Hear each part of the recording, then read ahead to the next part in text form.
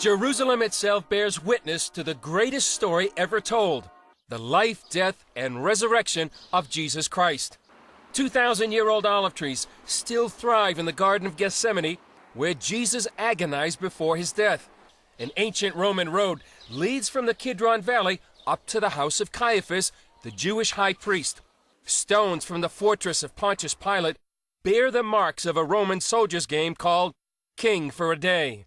The impact of the last days of Jesus Christ and his disciples changed the world when, according to the Bible, Jesus became the Passover lamb to atone for the sins of the world. While some try to undermine the story, many biblical scholars say the life and death of Jesus is a matter of historical record. Darrell Bach, professor of New Testament studies at Dallas Theological Seminary, points to the Jewish historian Josephus. Josephus, in the book called Antiquities, this is book 18, section 61 to 64, describes briefly the life of Jesus. Now, some of what he says is disputed as to whether it goes back to him, but the part that isn't disputed is that Jesus was crucified by Pontius Pilate, and then it was the Jewish leadership that was responsible for bringing him to crucifixion. And those are the base facts that correlate very nicely with the biblical story. The biblical story runs through this road called the Via Dolorosa, or as it's known in English, the Way of the Cross. It marks the path where Pontius Pilate sent Jesus to be crucified at Golgotha, the site of the crucifixion. But in addition to Pontius Pilate, there's archaeological evidence of other people involved in the passion of Jesus, like Simon of Cyrene, who carried the cross of Jesus. Claire Fawn is an expert in early Christianity. Both Simon of Cyrene, the father of Rufus and Alexander, according to the Gospel of Mark, and Caiaphas, who was high priest at the time of Jesus and who oversaw his Jewish trial, are both independently attested by the discovery of each of their bone boxes or ossuaries. Now, it's very interesting to think that when you're looking at this event that happened on one weekend in Jerusalem, nearly 2,000 years ago, that three of the people who played significant roles in that and who are recorded in the documentary evidence are also attested to archaeologically. Beyond archaeology, Father Jerry Murphy O'Connor, who studied the Apostle Paul and the early apostles, believes those closest to Jesus, most who died for the faith, would not have given their lives for a lie.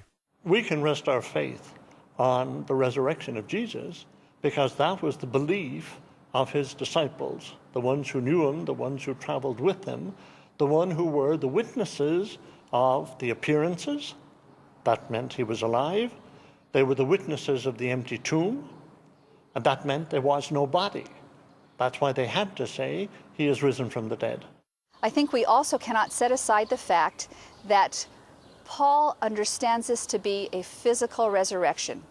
He says, if Jesus has not been raised from the dead, then our faith is pointless, it's in vain, and everything that we're doing is futile.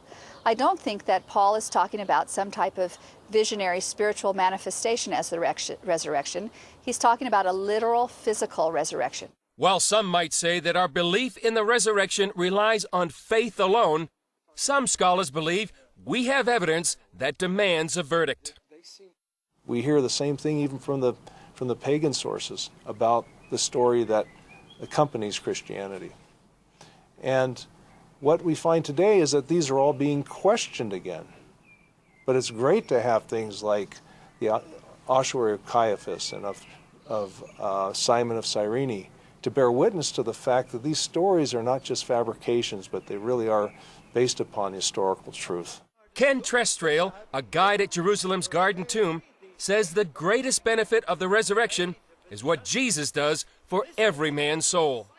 The moment in time we do business with him, he takes us in his arms, his blood will deal with our sin problem, and he lifts us out of time and plants our feet with his in the heavenlies. Now here's good news in a day of bad news.